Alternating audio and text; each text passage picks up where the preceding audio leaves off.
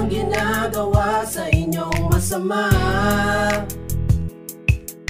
Bakit kailangan nyo pang magbigay ng komento? Kung nakakasakit lang naman ang sinasabi nyo.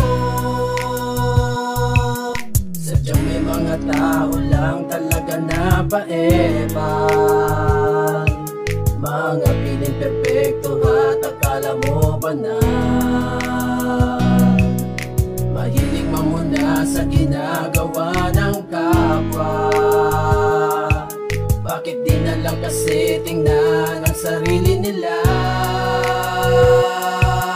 Wala na ba kayong ibang maisip kundi mangialam at puro chismis? Hindi nyo naman yan ikakayaman ang inyong pakikialam.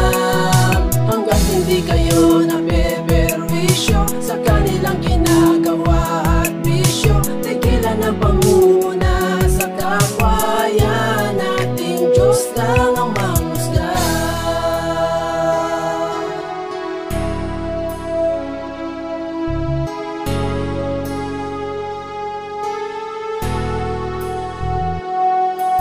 Wala na bang puwang ngayon ang ibang tao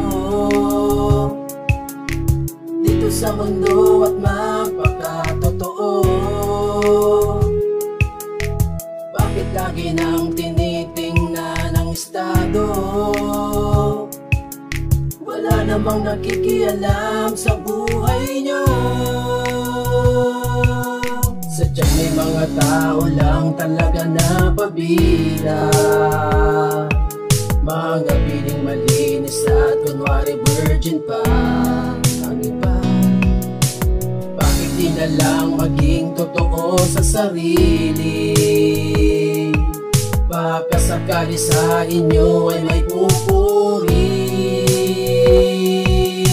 Yung mga tao na mahilig sa chismis, naninira lang at puro lait. Hindi nyo man lang ba ito naisip? Kayo'y nakakasakit. Tayo'y pantay-pantay sa mundong ibabaw. Kayo'y walang karapatang mangsapaw. Respeto lang sa kapwa at nakikita. Yan ating Diyos lang ang magpasya. Ang mga tao na